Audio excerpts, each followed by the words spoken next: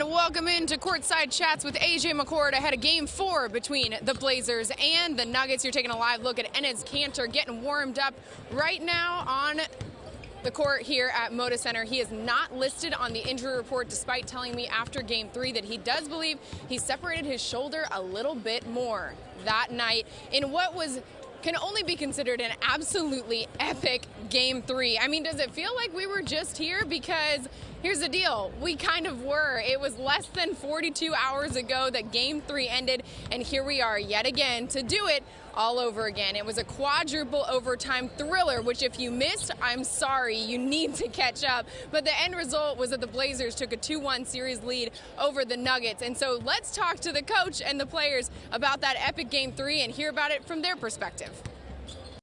Well, it's 1.5 since we played. We played a game and a half, so let's get 1.5. You know, lots of highs and lows. And when you play a 4 overtime game and you come up just short, you know, you're disappointed. I mean, I was just happy. I mean, game like that, you know, a hard-fought game, 4 overtimes.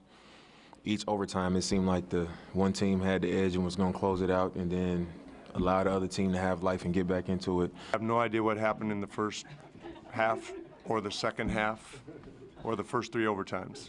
You know, we was coming to the bench saying, you know, it's 2 teams fighting for their season. And nobody said it was going to be pretty. Nobody said it was going to be easy. And, you know, the team that was willing to go a little bit deeper was going to win the game. I'm glad we got a win, man. I mean, whatever it takes, you know, you got to sacrifice everything. It's a playoff game. And I'm proud of my teammates. It was a hell of a game. I've never been involved in a game like that, regular season or playoff, but it was amazing effort by both teams. It certainly was an amazing effort by both teams. Denver head coach Mike Malone came in afterwards and said it was a bummer somebody had to lose that one. It was a hard-fought battle. Each of those overtime periods just felt like a roller coaster from the stand, so I can't even imagine how the fans and the players must have felt. So this is a fun addition for Game 4 tonight. This is a headband, and I don't know if you can see it, but the ends here, when you tie it around your head, it's supposed to look like Ninja Mo, right? So everybody who's been following the Blazers this season knows that sometimes Mo goes with the ninja headband and it gets called Ninja Mo. Well, he was huge, so this is what it would look like around your head. So the staff at Moda Center here today have Ninja Mo headbands on, which is a pretty cool thing. I haven't seen them do that this season yet. So this crowd, this team, all in against the Nuggets. They're up 2-1. We're going to be joined by Brooke Oldendam in just a minute to break down this a little bit more. But a couple of thoughts from Game 3 and what it could mean for today's game, right? We talked all series, about how young this Denver Nuggets team is. It's a lot of 23 and 24-year-olds. So, in my opinion, physically, they're actually going to be just fine. I mean, I know Jokic played 65 minutes. He has got to be exhausted, as most of these players are. But he's still young, and so I think physically this Nuggets team is going to be fine, but emotionally, that might be another question. If you have ever suffered a heartbreaking loss, you know how hard it is to rebound from that emotionally, much less do it less than 2 days later. But that's what this Nuggets team is being asked to do.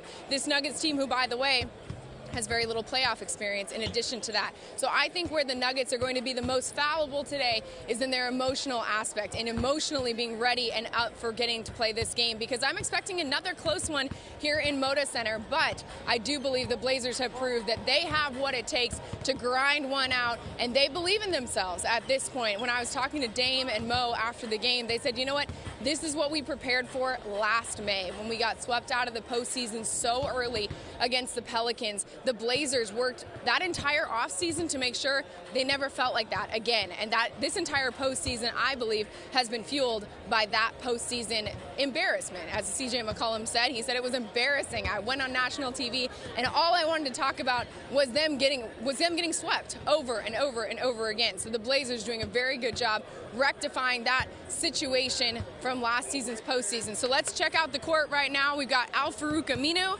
He's getting warmed up, getting some shots up. Game 3, Chief had 6 points, contributed 12 rebounds, though. He was huge on the boards for the Blazers. And then, of course, Enes Kanter.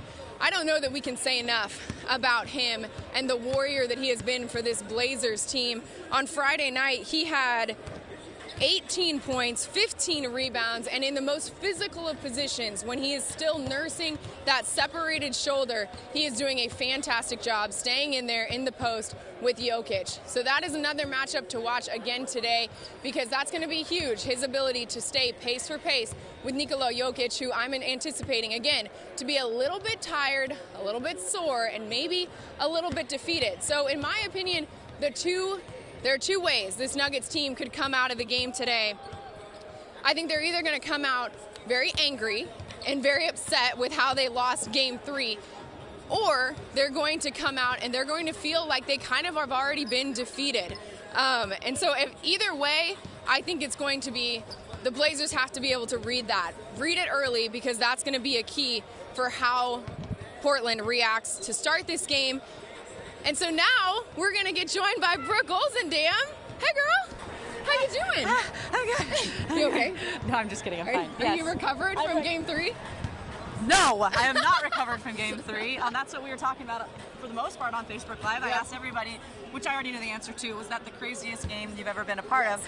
Yeah, everyone said yes, of course, by far. I will say that Chris McGowan said he had been to maybe one that rivaled it, but it was hockey. Oh, okay. And hockey overtime is NHL different. playoffs are awesome. Really, yeah, they're awesome, and it's different because it's the last goal. I mean, it can end at any time. Right. So the feeling is a little bit different rather than an overtime, like you got 2 minutes to go. Time. Not that one is better or worse, but he did say that he had been to a hockey game that was pretty wild. But everyone else said, by far, that's the craziest game I've ever been part of. It was almost, I mean, hockey's almost like what Dame did against Oklahoma City. That's in Game exactly 5. right. Yeah, it's like that buzzer beating end, but it's always going to be a buzzer beater because the goal itself ends the period. Perfect. So, that was a good analogy. Thank you. Comparison. So, the Blazers, pretty darn good at home, as we've seen time and time again. 4 straight playoff wins here, 12 straight victories overall. So what is it about Moda that makes it so hard for these Blazers to lose? These people that I'm looking at right now, and so are you, these fans are the best in the league. I say that all the time. Talk to people around the league when we're traveling. They say the same thing. Well, first of all, a lot of people in the media love coming to Portland in general. They love this city, the great food. You know, walking around is very easy downtown. But then they'll also say, but your fan base, man. I mean, those people love their team. And I say this all the time, too. It's not just they're like blindly loyal. They are knowledgeable. Right. They know so much about it. When people stop me, and it's never about like, hey, Brooke, it's like, hey, you're that. Okay, I got to ask you about Mo. They have questions about the team. They have questions about players individually. And what do we think is going to happen next year? You know, they know everything. Yeah. Like, I think, let me tell you about who I think we need, what position I think we need. And it's actually very refreshing because it's all about this team, and they know them in and out. They love talking Blazers, and it's been crazy this postseason. Yeah. It's on another level. But to answer your question, I think that the players also know that the fans always have their back. We have been on the road this season, and actually I've seen it during these playoffs, that you can see home fan bases turn on their own team if they're not playing up to par. You never hear that here. No, you actually hear them cheer more when their team is down. Louder. I was so impressed with, as each overtime went on, it got louder, and I kept going, it can't possibly get louder. It could, and it did all the way until the game finally ended. So let's talk about Game 3, because it was one of the best sporting events I've ever had the pleasure of covering, up there with Dame's shot against OKC, of course. But what was so impressive to you, because after the game, the players kept saying we weren't going to lose. Like, we knew that we were not going to lose that game. We were going to survive that run by the Nuggets. So what was where does that come from? When we talk about it, and I talk about it with you, how locked in these guys are. It's not just happy to be here, it's getting it done. And after the game, Dame said too, I know you heard this, that he said at one point, and you have to imagine he wasn't the only one that felt this, but at one point he said, I think it was like after the third overtime or something, he was like, I can't imagine going home losing this. Like sitting on my couch after all the work, after how long this game went, the feeling that you would have after a loss. Right. And so it's kind of funny. You don't play to lose, but in a situation like that, I mean, they're playing to win, but at the same time, I don't think you'll often think about the feeling of a loss in a situation, but they thought about it in that game, and I can completely understand because it was an emotional roller coaster. Yep. But these guys kind of treated it as every overtime starting over. Yep. Because you felt like I can't even remember which overtime I'm talking about, but one of them it felt like which is what Stott said too. So we're not alone in being incapable of discerning between overtimes. It's so true. I know. I think it was the so every overtime there was one that I felt like, oh, Blazers got this. Yep. Then Denver, oh no, they got the momentum. but it was like they just kind of restarted after every single one, saying it's a new game. It's 5 minutes of a new game, and they never made excuses. I mean, after the game, you probably heard CJ say, "I'm built for this. You know, this is why I put in all the extra work to play in a situation like that." I don't think they foresaw for overtimes, but that is what they prepare for, and they take good care of themselves, and they have the stamina to get through it, and they lean on each other, and they trusted each other, because Rodney could have been cold. Yes. Cold as ice. He could have been. And he comes out in CJ midair, which I didn't appreciate that play as much as I should have until I've seen it so many times after. Midair, gets his own rebound, finds Rodney, and has all the trust in the world to get him the ball. And then I remember after he's like, and then he didn't shoot. At first it was a fake. I was like, wait, what's he doing? And then he shot it because he knew that he would hit that shot one way or another. So I think it really comes down to trusting your teammates. Yeah, and that shot by Rodney, if you didn't read Jason Quick's story on The Athletic about Rodney and where he's come from, Meridian, Mississippi, how many times he's dreamed of that shot, and for him to finally have a chance to make it. I mean, we've talked about those midseason acquisitions for the Blazers and how crucial they've been, but it seems like every single game they prove it again. I mean, Rodney Hood and Enes Kanter are so bought in, and what's impressed me so much is both these guys could have treated this as a several-month rental. They really could have. Yeah, and they could have said, you know what, I'm here to prove I'm a good basketball player. I'm going to get some money in the offseason, and I'm going to move on. Yeah. But they are buying in wholeheartedly to Rip City and getting them as far as they can. So where do you think that comes from, that buying into this team? I think it starts with Dame. Yeah. I think it starts with Dame. I mean, the second you get here and you just are around this group for even a short amount of time, you see the leadership that he exudes, whether he's quietly just playing. Like, he's not someone that is over the top yet. He's not a yeller, but he is just like a silent assassin of leadership. He's a waiver. He's a waiver. Yeah, I love that. But I think that you get here and you just right away, these guys have said, and I've asked them that. I'm sure you have too. You seem to really, you become comfortable with this team so quickly, and they say it's the team culture, all that, the chemistry that we talk about, but I really do believe it starts with Dame. And you go to war for your leader, and this guy will do the same for them. And so I think it starts with him, and Rodney have both told me that. But at the same time, the team in general, all the other guys too, like, they're a very welcoming bunch. Yes. It's not like... And very friendly. Very friendly. And Zach Collins, he could have, think about it. Zach is getting some backup minutes, Enes Kanter comes in. I don't know if there was one play that Enes had that was monstrous, and I will tell you that Zach was cheering more than anybody else on the bench for Enes. So and Myers. Both could of them have been threatened by the addition of Enes, and instead they embraced him. They embraced him, and they're thick as thieves. I've talked to both of them. Zach and Enes have each other's back, and Myers as well. And Rodney, is he's a quieter guy, so he's not one to sit down and have like a lengthy conversation like Evan Turner would with other teammates. But he still has that relationship with the guys because they get him, and they don't, they're not someone to make Rodney come out of his comfort zone. He's one that kind of has to ease into it. And that's my opinion. I'm no expert on Rodney Hood. I'm just saying he's one that I think takes a little while, and now he is really part of this team, and it's really been really fun to watch because they feel so comfortable. They already get the fan base too. They're like, it's so much fun to play in front of Rip City fans. I feel so welcomed, not only by the team organization, but the fans as well. Yeah, and Enes had said coming to Portland has been the best thing to happen to him in his NBA career, which is quite the feat. Now, we are... Same. So we are, I'm pretty happy here too. I know you are. Fun. So we are now heading into Game 9 of the postseason for the Blazers, if my math is right. I know, I was just thinking about that. 5 in the first, 3. Yep, so 9. So we're heading into Game 9 here for the Blazers, and this team is banged up. We weren't sure if Mo was going to play Game 3. We weren't sure if Enes was going to play Game 3. They both did, had a huge impact. Here's Dame talking about that impact and how much it meant to him to have them suit up on Friday night. It also shows how bad they want it.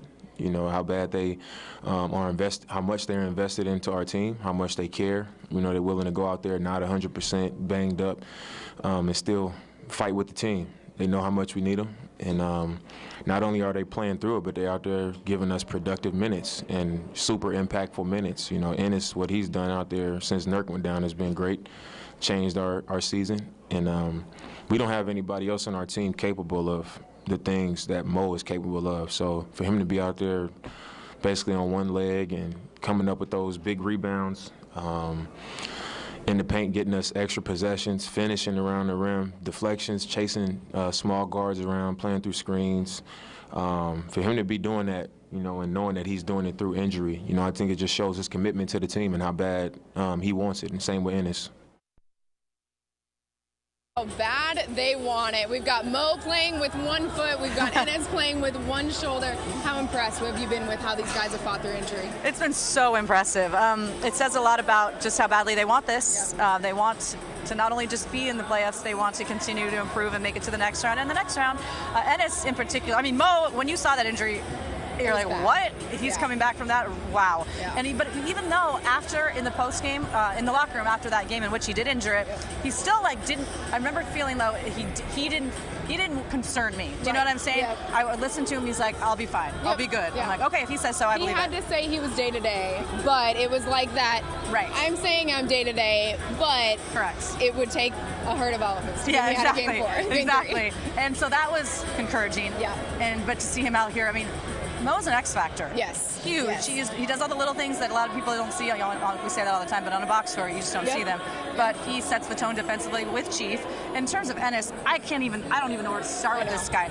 After last game, in tears, laying on, we talked about this in the Facebook Live show as well. You saw that picture that he tweeted. Yep. He had to put his arm in his jersey just to hold it, because to get it as comfortable as he could, to give it some, I don't know, I guess Support. Yeah, Because it was hanging and it hurt. Right, exactly. So give it some support.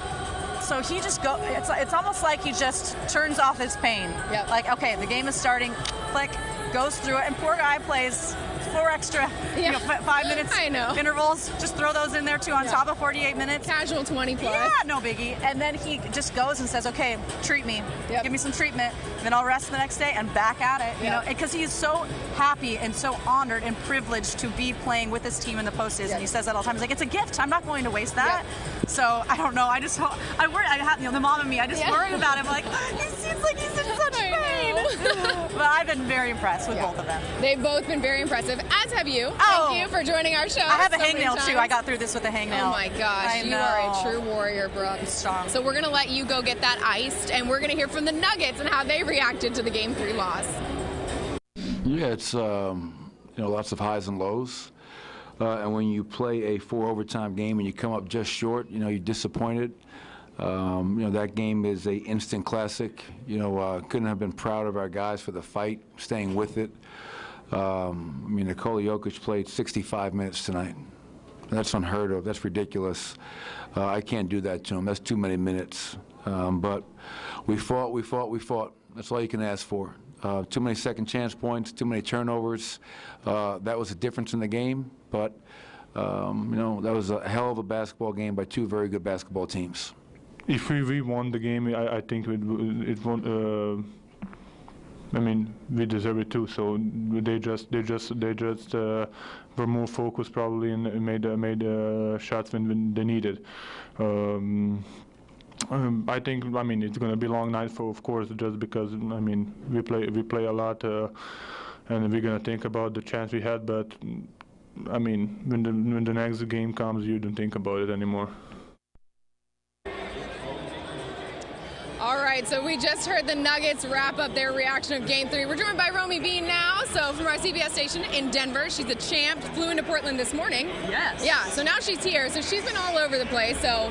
We're friends, because we're off the court. On the court, not so much. But for now. Here we are. So, Romy, we talked about Game 3 and the physical, 65 minutes for Jokic. It's unbelievable. The most minutes by a 7-footer, shocking, I know. So how do you think, this is a young team though, so how do you think they're going to recover both physically and emotionally from that? This is one of those times where I think youth actually comes into it, can be played to their advantage, because you remember being 21, 22. You wake up and you're like, oh, I feel great. Yeah. Not like us anymore. So I think, honestly, physically, adrenaline kicks in and they're fine. All of these guys are playing hurt anyway. Right. But you talk about emotionally, and I think that's really going to be the test for the Nuggets. They're coming in backs against the wall. That this is going to be a sea of red that they're playing against, and if the Blazers are having a down moment, the crowd's going to pick them up. The Nuggets don't have that, so they're going to have to band together, and it's going to be, I think, really tough when this crowd knows how much support that the Blazers need. If they were in Denver, it would be the opposite way. So I think that's going to be a really big hurdle for the Nuggets. So the Nuggets trailing 2-1 in this series, which is where they were in San Antonio against San Antonio, but they got here much different ways, right? I mean, against San Antonio, it was a loss and then 2 wins. Right. Oh no, loss, win, loss. But here, it's been a win and then 2 losses. Right. So how do you recover from back-to-back losses? And Michael Malone was saying they're the 3rd best team in the NBA in back-to-back games, and hopefully that comes through today. But again, I always say it's the NBA's 2nd season. They call it a 2nd season for a reason. It's almost like you throw everything out the window. But they do have that experience of bouncing back. And I think in terms of that Spurs game, it was such a confidence boost because the Nuggets hadn't beat San Antonio in San Antonio in I don't know 9, 10. I forgot the number of years. A lot of years. So to come and do that, then they feel like, okay, if they can do it with their backs against the wall there, why can't they do it here? Doesn't mean it's going to be any easier, but they believe that they can power through it. And as we've seen with the Blazers, if they believe they can do it, it's really hard for any outside force to convince them otherwise. Well, and you know it's kind of hard. We talk about that game 3. It was like nobody deserved to lose. It sucks that there was a loser, in this game. And but both of these teams, I think they kind of share that grit, that kind of underdog. They're not Golden State, they're not Houston, both of them, but both of these teams have so much fight in them.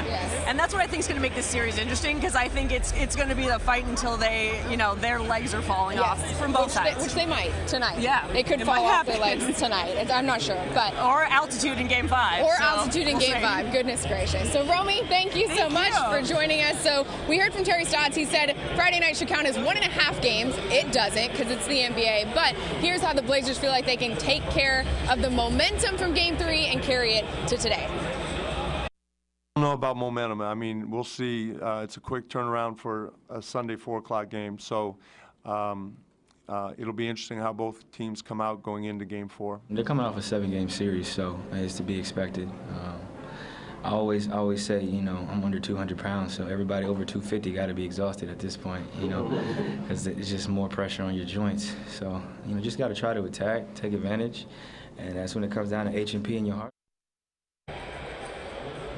H&P and your heart. In my opinion, the Nuggets are going to come out in this game one of 2 ways. They're either going to come out very, very angry and wanting to avenge that Game 3 loss. If that's the case, the Blazers have to take advantage of that. Try to get them in foul trouble early, get them off their game. Don't let them use that anger as something that they can turn into a positive. The other way, this is a young group of Nuggets players. We've talked about that with Romy. We've heard it from Katie. And most of the time, that youth is on their side. But if this young team cannot turn the page from Game 3, they're going to come out tonight and feel like they might have already lost. There might be a little tinge of defeat already in their eyes. If that's the case, Dame, CJ, Mo, Chief, Rodney Hood, all these guys need to come out firing and put this thing away early, because the last thing you want to do with a Nuggets team this resilient is give them a thread of hope that they can come back and get this game. So the Blazers going for a 3-1 series lead today here at the Moda Center. 4 o'clock tip-off. We're about 35 minutes away from that. We'll see you after the game, but enjoy it. I've got a feeling we got another good one on our hands.